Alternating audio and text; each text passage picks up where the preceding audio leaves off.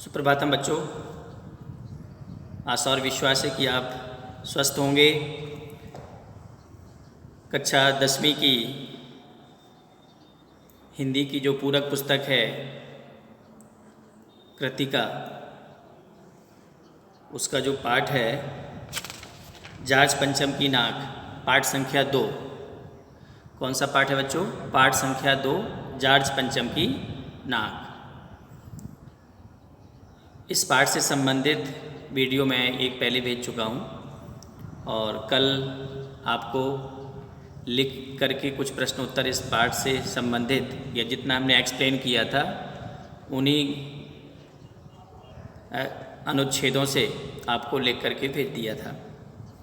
तो निश्चित रूप से आपने अपनी नोटबुक में लिख लिया होगा, पढ़ा होगा और याद कर रहे होंगे। बच्चों, इस पाठ को लिखा है कमलेश्वर जी ने। एक व्यंग्यात्मक रचना है, दूसरे पर व्यंग कसते हुए ये पाठ लिखा गया है। तो एक बार पुनः बता दें कि किस प्रकार से जो इंग्लैंड की जो महारानी एलिजाबेथ द्वितीय अपने पति के साथ जो भारत दौरे पर आने वाली थी, जो इंडिया गेट के सामने जो जार्ज पंचम की जो लॉट है उस लॉट का उद्घाटन करना था, अर्थात जार्ज पंचम की मूर्ति का उद्घाटन करना था।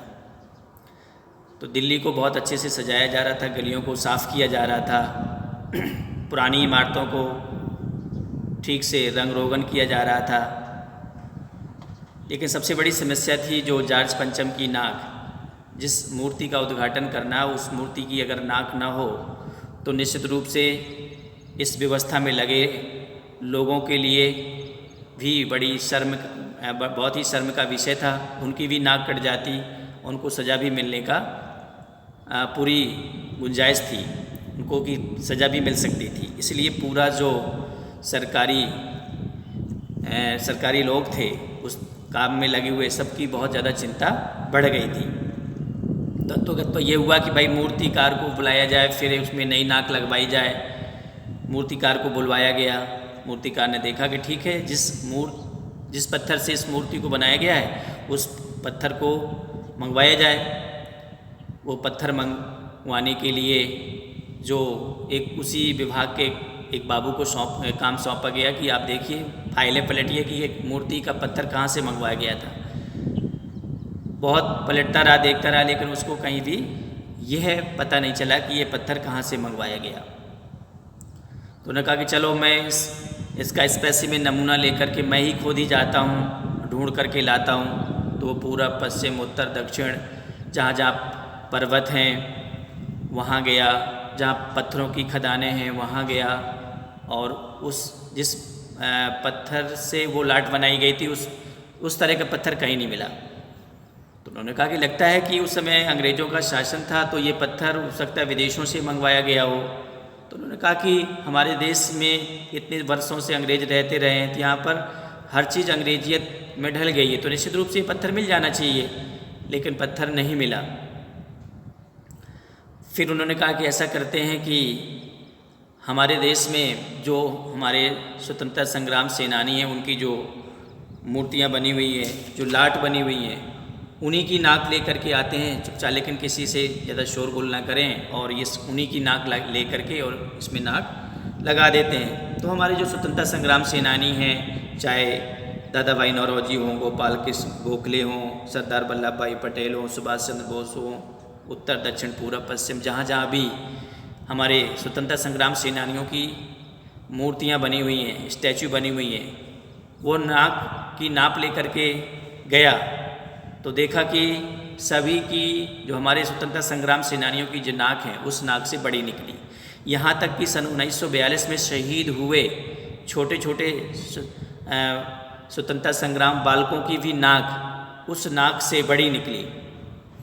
मूर्तिकार बहुत ज़्यादा परेशान हो गया, क्या किया जाए। तो उन्हें एक मशवरा सलाह दिया कि ऐसा करिए, जल्दी से कमेटी बुलाई गई कि बहुत कम समय रह गया है और महारानी को आना है और ये काम नहीं हो पा रहा है। तो सबकी रातों की नींद हराम हो गई और उन्होंने कहा कि कुछ मूर्तिकार कुछ सलाह दीजिए, क्या किया जाए इस काम को करने के लिए, कैसे हमारा ये काम पूरा हो।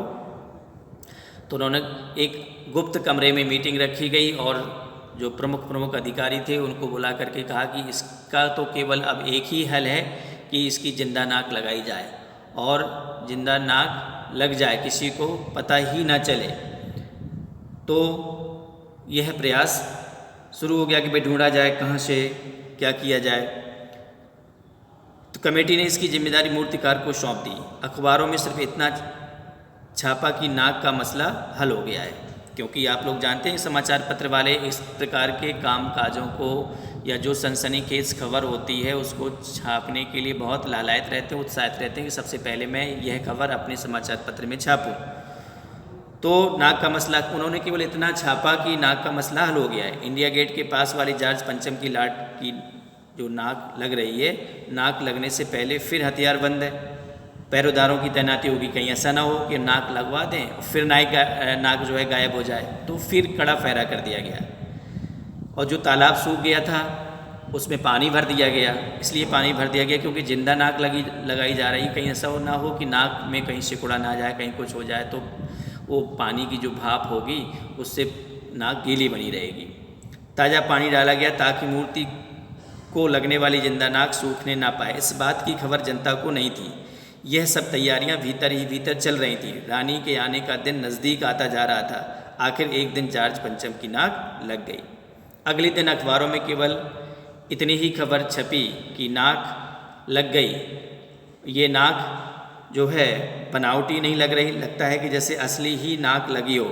उस दिन अखबारों में एक बात और गौर करने की थी। उस दिन देश में कहीं भी किसी उद्घाटन की खबर न छपी, किसी ने कोई फीता नहीं काटा, कोई सार्वजनिक सभा नहीं हुई थी, किसी का अभिनंदन नहीं हुआ था, कोई मान पत्र जो सो भेंट करते हैं वो भी नहीं किया गया था, किसी हवाई अड्डे स्टेशन पर स्वागत समारोह नहीं हुआ था, किसी का चित्र भी नहीं छपा था। इतनी ज़्यादा कड़ी व्यवस्था थी कि किसी प्रकार से कोई बात लीक ना हो पाए। तो ये पार्ट यहीं पर समाप्त हो जाता है। ये एक व्यंग्यात्मक रचना है। इसमें बताया गया है कि एक विदेशी की नाक हमारे छोटे से छोटे स्वतंत्रता संग्राम सेनानियों की नाक के नीचे बहुत छोटी है। हमें अपने स्वतंत्रता संग्राम सेनानियों पर, अपने देश के नागरिकों पर स्वाभिमान होना चाहिए, नाज होना चाहिए और हमें हर विदेशी वस्तु, हर विदेशी क्रियाकलाप का बहिष्कार करते हुए हमें स्वदेशी को अपनाना और अपनी छोटी सी छोटी वस्तु पर हमें अपना स्वाभिमान होना चाहिए। तो इस प्रकार से बच्चों पाठ यहीं पर समाप्त हो जाता है। इस पाठ को और एक बार पढ़िए। अब कल मैं इसके प्रश्नोत्तर आपको लिख करके भेजूँगा, तो आप अपनी नोटबुक में उनको लिख लीजिएगा और उनको ठीक प्रकार से याद करिएगा। आज की वीडियो में इतना ही। बहुत बहुत धन्यवाद।